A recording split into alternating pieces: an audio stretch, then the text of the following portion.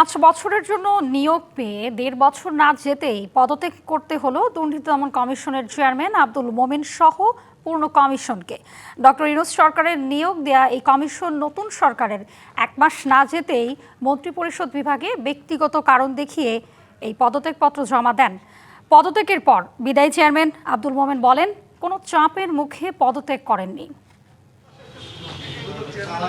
24 জুলাই বিপ্লবের পর আওয়ামী লীগ আমলে নিয়োগ পাওয়া ডক্টর মঈনুদ্দিন আব্দুল্লাহ কমিশনকে 2.5 মাসের মাথায় বিদায় নিতে হয় দুদক থেকে। আমরা কতটুকু সফলভাবে করব এটা আপনারাই বিচার করবেন, দেশের জনগণ বিচার করবে। অন্তর্বর্তী সরকার নিয়োগ দেয় ডক্টর আব্দুল মোমেন কমিশনকে। এরপর এই কমিশন বিগত সময়ে আওয়ামী লীগের প্রায় সব মন্ত্রী এমপির বিরুদ্ধে একচেটিয়া দুর্নীতি মামলা করে। আগামী 7 দিনের মধ্যে নতুন যে কমিশন, এই কমিশনের হিসাব আপনারা পেয়ে যাবেন।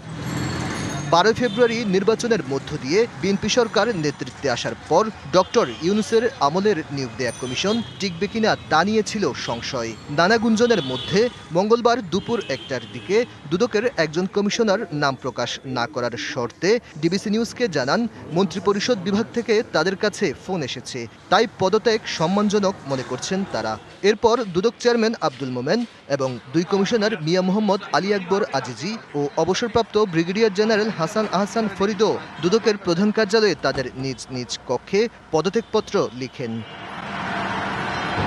পরে দুপুর 2:30টার দিকে ডক্টর আব্দুল মোমেনের কমিশন দুদকের প্রধান কার্যালয় থেকে বের হয়ে মন্ত্রিপরিষদ বিভাগে যান।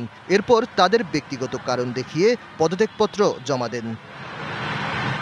পদত্যাগপত্র দিয়ে আবার দুদকের প্রধান কার্যালয়ে আসেন এবং দুদকের বিভিন্ন পর্যায়ের কর্মকর্তাদের সঙ্গে বিদায় নেন।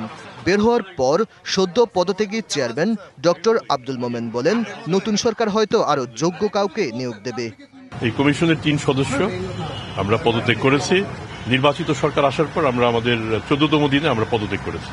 72 ঘন্টা ময়েশ্চার লক সমৃদ্ধ লিলি বডি ওয়াশ শিয়া বাটারের গুডনেস স্কিন রিপেয়ার করে রাখে সফট ও গ্লোয়িং। আমাদের পদত্যাগের বিশেষ কোনো কারণ নেই। আমরা অনুভব করেছি যে এই পরিবর্তনের পর নির্বাচিত যে সরকার, সেই সরকারেরও প্রত্যাশা রয়েছে। সরকার তার সেই প্রত্যাশা মিট আপ করার জন্য নিশ্চয়ই আমাদের চেয়ে অধিকতর যোগ্য কমিশন এখানে স্থাপন করবেন। কমিশনার আজিজিও বলেন, কোনো চাপের মুখে তারা পদত্যাগ করেননি। সরকার বাহাদুরকে 1 মাস নোটিশ দিতে হয়, দিয়ে দিয়েছি, পদত্যাগ করেছি। মোমেন কমিশনের পদত্যাগপত্র অনুমোদনের পর বাছাই কমিটি গঠন করা হবে। সেই বাছাই কমিটির নামের মধ্য থেকে সরকার নতুন চেয়ারম্যান ও 2 কমিশনার নিয়োগ দেবে। Aditya Arafat, DBC news, Dhaka.